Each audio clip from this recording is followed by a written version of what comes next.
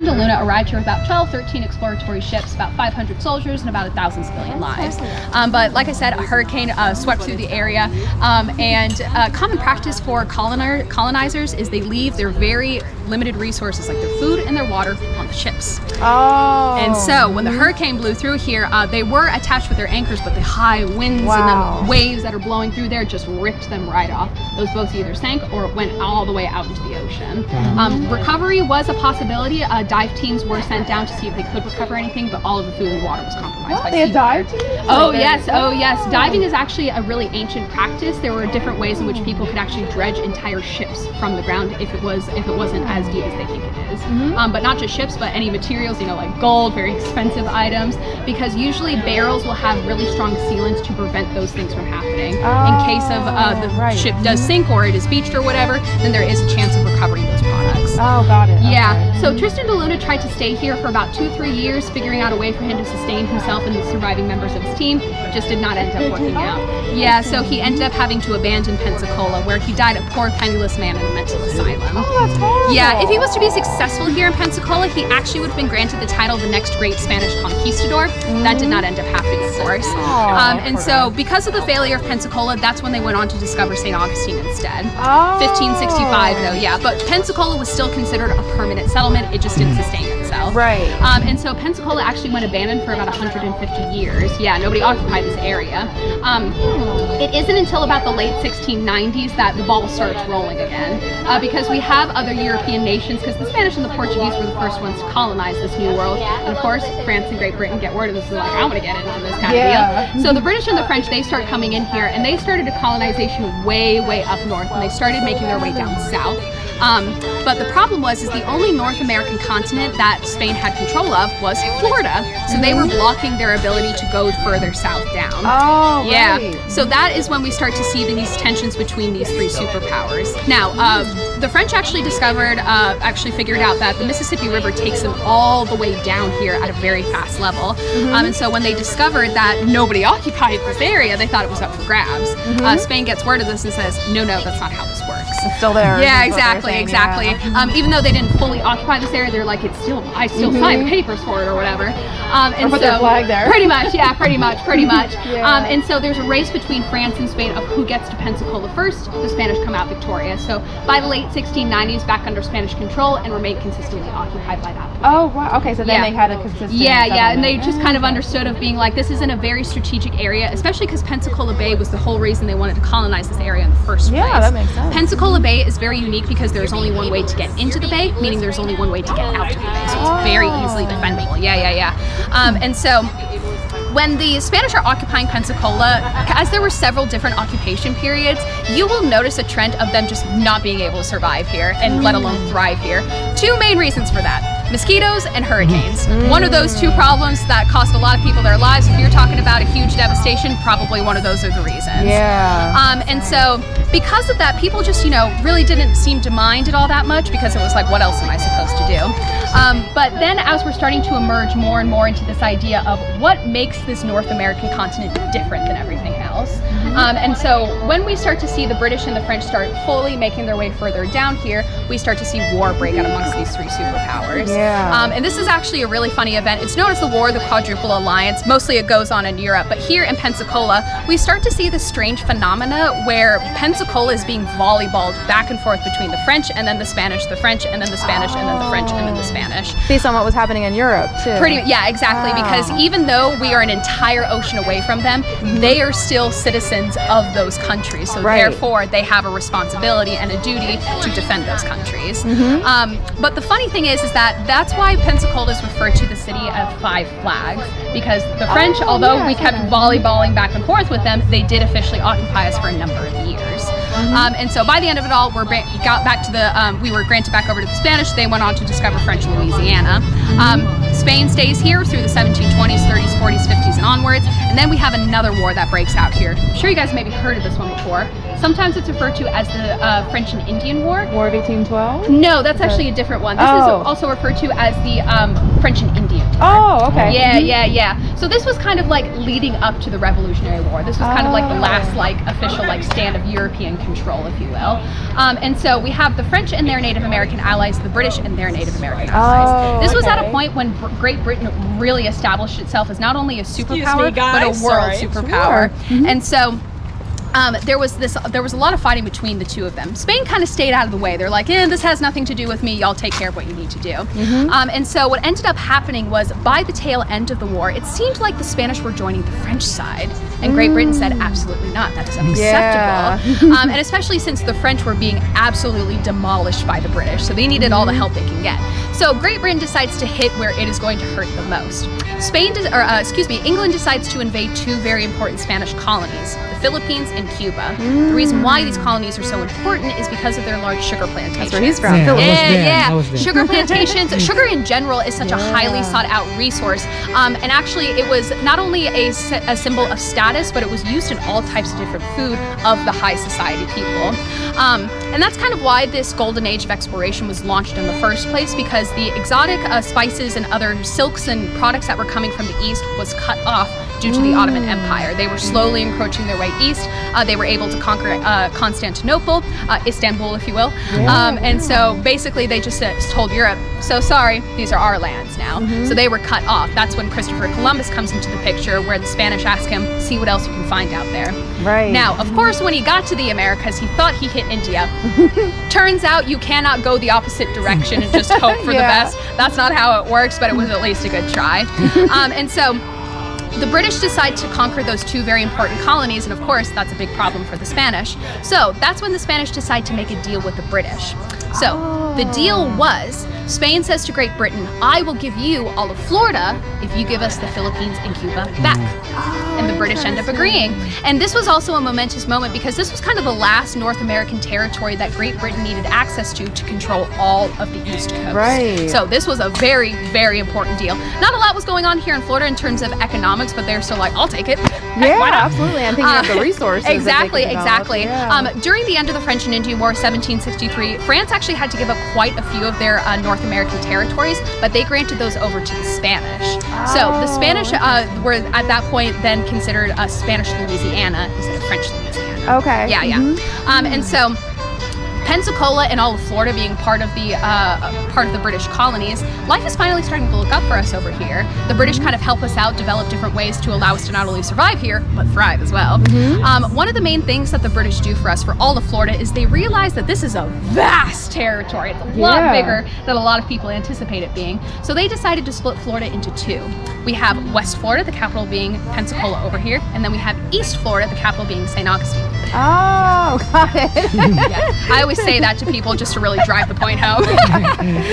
Well, you were first, too. Exactly. And so another thing that the British do for us, specifically here in Pensacola, is they grid this entire city. So if you're ever exploring downtown Pensacola, pay attention to the streets, the way that they're positioned, designed, engineered. More than likely that was implemented by the British. Interesting. But also very clear names of where you are exactly. Like, for example, Garden Street right back there, that's where all the gardens were, so you knew exactly where it is you were going.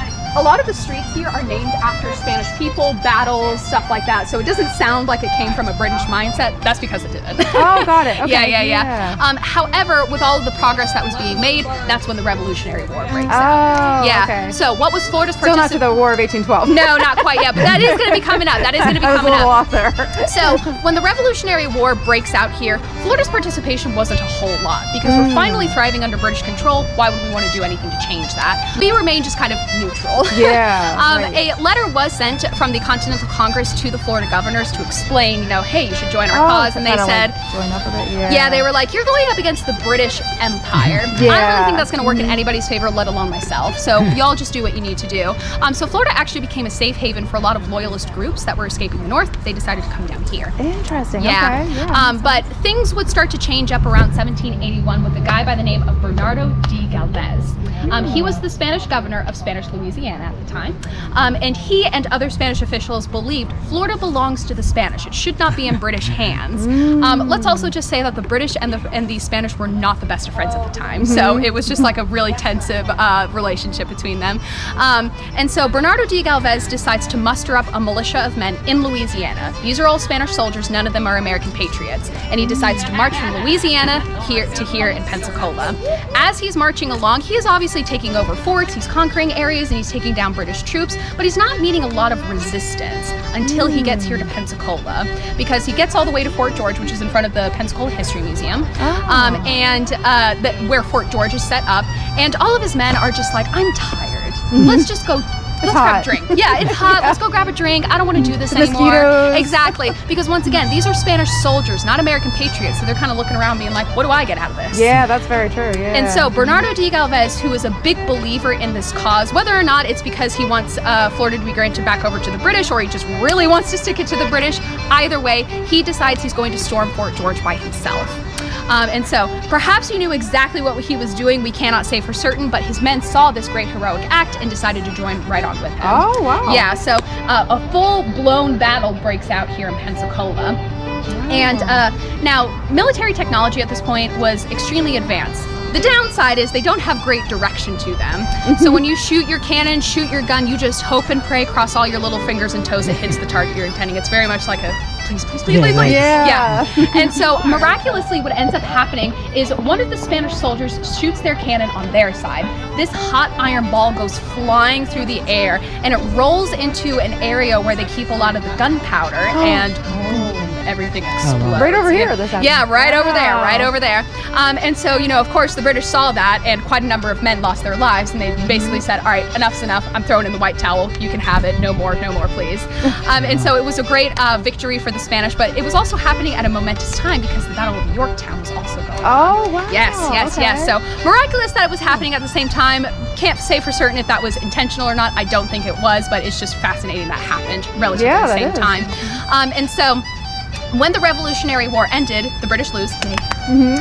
So the British lose. Yeah, exactly. The British lose, retreat, go back home to Great Britain. United States start forming itself from those 13 original colonies. Once again, what's going to happen to us over here in Florida? Right. Well, it was decided after all of that, we are gifted back over to the Spanish. Wow. Yeah.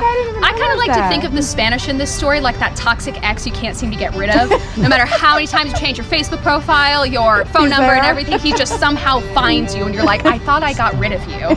And so we did not stay a Spanish colony for too terribly long. Certain things that culminated into us becoming a part of the United States, such as American groups naturally making their way down here, westward expansion, the War of 1812 as well, because it was the Napoleonic Wars which allowed us to buy the Louisiana Purchase at a mere $15 million. Right. Yeah, so it was all of this western territory that was unexplored. And now as people started making their way down here, that is when it's decided and kind of becoming more and more obvious, this is going to be a part of the United States. We're attached after all, so it seems pretty obvious. But what ended saw up the writing on the wall too. Exactly. The way that it was decided though is Andrew Jackson marches down here to Pensacola and wins Florida as a U.S. territory from the Creek and Seminole Wars in 1821. And actually the plaza in front of the Pensacola History Museum. Yeah, that's where he signed the papers for it. Oh, yeah. Not a super huge fan of Andrew Jackson. Not of controversial opinions about him, but he is important to our history. Yeah, he did actually serve as one of Florida's first American governors, and or a political official, I should clarify. And we actually have surviving letters from his wife, who did not like living here. Oh, wow. She thought this was a godless place. She didn't understand why her husband moved down here, let alone why her husband made her stay here. She just had many complaints about it, and understandable. Pretty much, yeah. But other things that factored into it, like I said, Andrew Jackson marches down here, but it was in 1821 we became a U.S. territory. Okay. We didn't officially become a state until about 1845. Yeah. Wow. And of course, a couple of years down the line, Civil War breaks out. And actually, so of course, Florida is a part of the South. We seceded with the Confederacy. However, there were pockets within the Confederacy the Union armies was able to accomplish for themselves, and that includes Pensacola over here. Very interesting. Yeah, it was so never quite the Confederate state. Like, yeah. And actually, there are people who will discuss and debate that the outbreak of the Civil War actually happened here in Pensacola. There's evidence to suggest, not like a full like breakout, but it was like, oh, that's like the first step into like leading to the inevitable that is the Civil War. And so actually the Union armies were actually stationed up in Old Christ Church over there. Oh, wow. Yeah, because the congregation that was originally in there, it was built in the 1830s. And it was always at that site? Yes, it was always right there, always right there, always right there. And actually, because funnily enough, so when we were integrated into the United States in the 1820s, we wanted to be considered a part of the American narrative. We can be responsible, God-fearing people. We didn't really have a church to prove that, though. Oh, right. Until we decided to build one. Now, it's a little bit unusual. Exactly. It's a little unusual where this church is set up because this street, which is Zaragoza Street leading into Palafox over there, was kind of considered the party section of Pensacola. Oh. So what better way to express that we are responsible than to put a church right there? There's a lot of different theories as to why they could have done that. I usually just leave that open to people's historical interpretation. But the congregation that originally set up in there, they didn't want any part of this war, at least on the Union side, because like I said, Union armies were stationed here. So they decided to pack up shop and opened up a different church in somewhere, Alabama, couldn't tell you where it was, but it's in the middle of nowhere pretty much. Oh, wow. And they stayed there during the duration of the war. The Union armies, they used it as a stables, a barracks, a weaponry, a jail, not really for a church purpose. But either way, when the Union armies, when the war was ended, they go on home. The congregation comes back and they see that this place is, falling apart. It seems they didn't put anything back where they found them. And they decided to kind of spruce it up a little bit, implement some great designs in there. And if you guys are ever interested in taking a tour, we can take you guys inside of there, just show the grandness of it all. Oh, wow. That's but awesome. yeah, pretty much this area has always been known as a port town. Really successful in the merchant trade, sailors always coming in and out of here, but that also did mean we had a very notorious reputation for prostitution, sailors' behavior, as you can imagine. That's all gone now? I'm sorry? The prostitution is all gone? For the most part. For the most part. It was up to New York where we live. One of my mentors, her name is Dr. Amy Mitchell Cook. She's a maritime historian and a Pensacola historian. Her dissertation that she's working on right now is on prostitution in Pensacola. Wow. Yeah, specifically the red light district, which kind of leads into Palafox right over there. Because what we have to understand is the coastline was much closer to us than in our modern day period. Like the church, like that's at the corner over there, it was considered almost waterfront property. Oh, wow. Yeah. So the water line was really close to us. So a lot of these buildings, and especially like all of that you see back there, did not exist. It was all underwater. And this so is really like the start. Pretty much, yeah, pretty much. So why are pretty you much. guys big on seafood? Oh, well. The economy. So seafood is a common occurrence here, as you guys can imagine. So seafood could be considered a delicacy depending on the type of seafood or fish that you have, or it can be considered, an everyday product. The seafood trade here wasn't actually as big as you guys think it was in the very early days. And the reason for that is because specifically with the Spanish, when they first discovered Pensacola and started settling here, even after the 1690s, they did not want to participate in any of the local groweries here. The hunting grounds, fishing grounds, gardens that were already available here, because they were considered savage food, or the foods the Native Americans ate. Yeah, so basically they had all of their food delivered to them from Spain. Even importing their own salt cod as well. Oh, gosh. Yeah, it's very inconvenient. Like, it's fresh right Pretty here. much. It wasn't until the British occupation that they looked around and said, "This is really stupid. What are it's right there? Like, what is your problem?" And it's so probably better for the savages. Exactly. Then they And could actually, not get their food touched. So Pensacola here, as you guys can imagine, Native American groups existed here before the Europeans arrived. And we know humans have existed here for approximately 14,500 years. Wow. Yeah, but Pensacola wasn't necessarily a permanent settlement for them. I kind of like to refer to it as their vacation spot, as it is for many people today. And the reason for that is because they knew very well hurricanes and how to look out for the signs and the seasons for it. So during certain times of year, they would travel down here, gather whatever resources they needed or needed to utilize, and head back over to their main civilization. And anything. And that was inland, or yes, more inland. Okay. Yeah, because they needed to keep closer to freshwater sources for their own drinking and any animals that they were taking care of. But anything you guys can contribute to a successful civilization, they were able to accomplish. Writing systems, languages, communication, agriculture, writing systems, artistic creativity, monumental structures, religious traditions, all of these marks of their presence, and most importantly, their own individual identity without the help of Europeans. Now, when Christopher Columbus, when Christopher Columbus comes in here, though, basically when he hit when he hit the islands and he told people, I have hit India, where is the gold? And they're like, I don't know what that is. And he's like, you're clearly hiding it from me, so I will chop off your hands. So he was very violent. He implemented this idea of enslaving them as well, but also another huge hitter to the native populations here in North and South America is the diseases. Because they obviously had no immunity, no buildup for things like smallpox, bubonic plague, and all these other things that were very common in the old world, as referred to. So when they started coming through here, they had absolutely no protection on a physical or internal level. So that's why so many native groups just disappeared off the face of the earth. But it really is. As as historians and preservers of history, we try to keep that name alive. We try to encourage people to learn more about them. We actually have quite a few great native pieces in our Museum of History. It can tell you the ways in which they were able to sustain themselves and also just create a way of life that was very comfortable for them here. It's very unfortunate to realize that it's just been so whitewashed, pretty much. And it's very disappointing to realize that Native Americans don't get enough credit, let alone enough credit to be included in this kind of story. They were huge contributors to the trades here, helping people out, and actually herbal medicine, pretty much. And they amazing. they also had the knowledge of what is available for you to sustain yourselves, not only plant life but animals as well. And so they were very integral in helping these colonists figure out a way to survive here. Of course, not a lot of native groups wanted to participate in that because they knew the consequences of it. So they rightly were just like, nah, we're not gonna touch that. And actually, Tristan da Luna, when his colony didn't end up working out, he was actually a lot nicer to the Native Americans than you would think. However, due to the area in which he was in, it was hurricane season. It just wasn't a great access point for people to come in and help him, either from colonies that had already existed or even Native American groups. It just was not going to happen.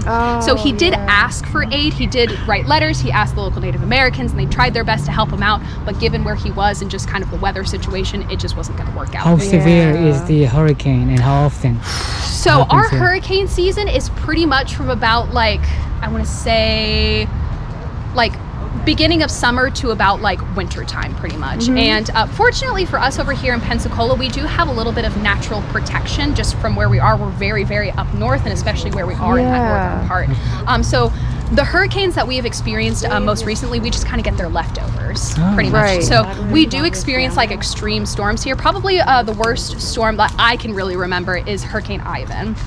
Back in the early 2000s. That was one where not only did we all have to evacuate, but we did not know what we were going to be coming back to. What were you, 2? I was about 3 or 4 years old. Yeah.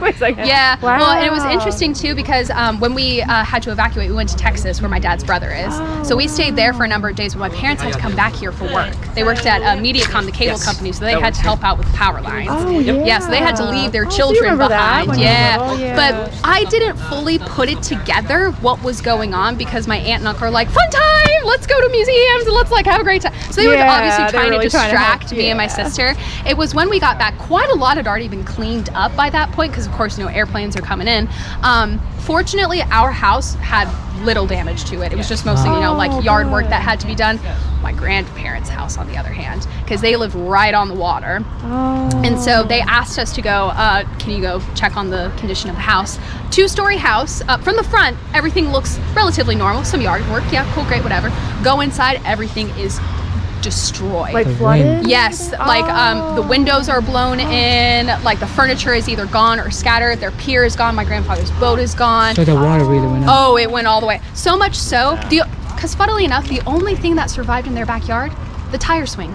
The tire swing. And you remember that as a 4-year-old? Because here was the thing, is that I taught myself how to swim in these waters, and I'm very cocky and confident that I can do it. And once again, I'm not fully understanding the situation. And the water is right at her back door, and I see the tire swing, and I tell my dad, I can make it. Come on, tie me. I can get out there. I can swim out there. And he's like, that's not what we're here for. And I'm like, you can watch me. I see the floaties right there. I can absolutely make it. And he goes, no, we're not going to do that. And I did tell my grandmother that story a couple of years later on, and she was like, yeah, I don't think it would have been a good idea for you to get in the water. And I'm like, well, I realize that now, but you probably could have done it. I could have done it. I probably could have. But and we lost power and we lost water for weeks. And of course, other areas like Louisiana, for example, was because they're already underwater.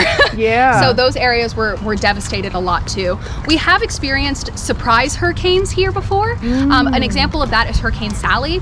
That was supposed to be a tropical storm. It turned into like a Cat 2, Cat 3, I want to say. Oh, wow. So I have never seen my father more disappointed in himself. Because my dad has lived here for about 50 or so years. He knows exactly what to do when a hurricane comes and how to address it. My mom does too. And we were told by the Weather Channel, by the government, everybody, this is a tropical storm. So we didn't do anything to prepare for it until it turned into a Cat 2 and we couldn't do anything to stop it. And it was too soon, like it was coming. Oh, yeah. So really fast. we hadn't filled up the gas tanks in our cars in case we needed to evacuate. We didn't do any water prep, any power prep. No shopping. We didn't get the generators out either. My laundry was in the washing machine. We had a full dishwasher of dirty dishes.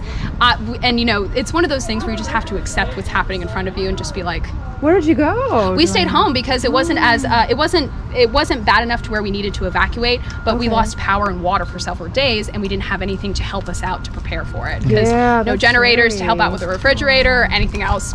So fortunately, we actually had water for quite a long time. So I said, all right, here's what we're going to do.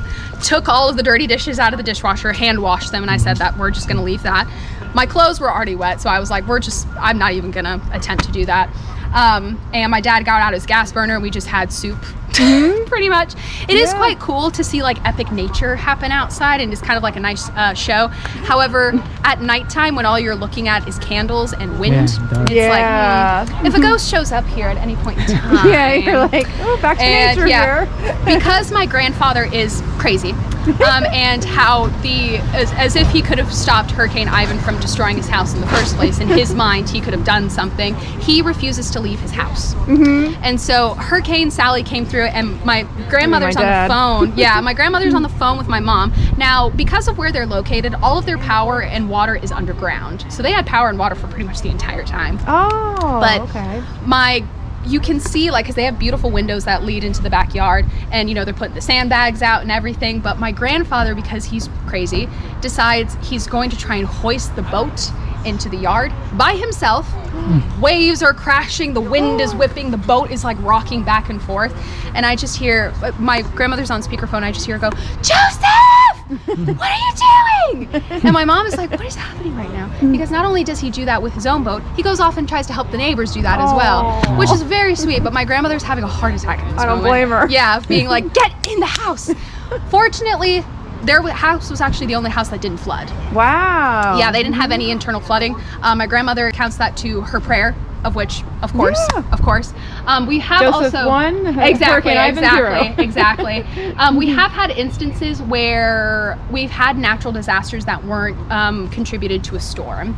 We call this the flood of 2014. So basically, this mostly happened in Gulf Breeze, where the water collection system, after weeks and weeks and weeks of rain, bursted.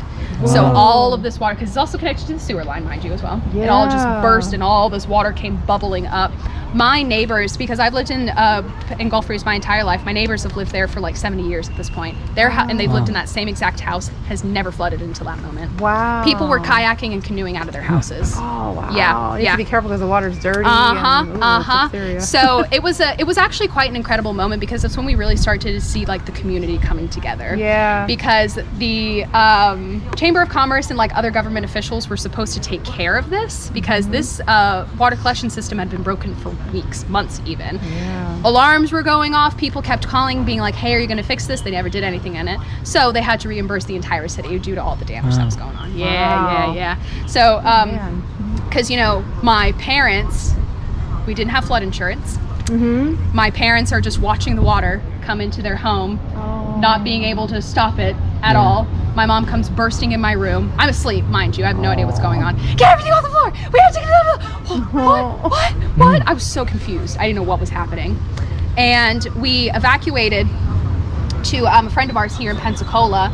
Me and my sister fell back asleep because what else could we do? But when we woke up and went back to the house, everything was underwater. Fortunately, we were able to get our most like important things either out of the house or like on higher elevation. No pets either, so we didn't have to worry about that.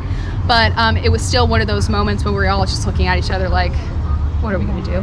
Yeah. How are we going to figure this out? What are we supposed to do next? Did they reimburse and Yes. paid for everything? Yes, Oh, they thank had to. God. Yeah, they had to, because the Coast Guard had to start flying people out of their houses because And it was their responsibility. Yeah, like there were people trapped because obviously we don't have attics here.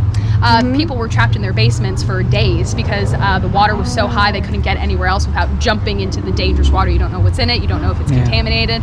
So that's when Coast Guard and other people started to basically row your boats up and just be like, hop in. Or the Coast Guard had to get in the helicopters to fly people out.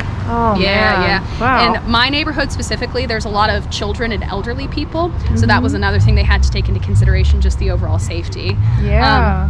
How high was the water? Must be So really my dad high. is 6 feet, is 6'6", and it came up to here on him. Wow. Yeah, came up to here on him. Fortunately, when it got into our house, it only came up to like my knees pretty much. But as the water started moving further and further and further back, because we're a little bit on a slope, the water started to go down a little bit faster. So eventually it got to about my ankles, but it was at my ankles for a very long time. Did you guys have to rebuild? No, Or was fortunately we Oh, didn't. they We could did just have dry it to. out? We did have to basically gut all of the carpet out, all of the like bottom insulation, replace all that, replace the floorboards. The tile was perfectly great, so that was good. It was just mostly the carpet. We had concrete floors in our bedrooms for a very long time. It was very echoey in there. Yeah.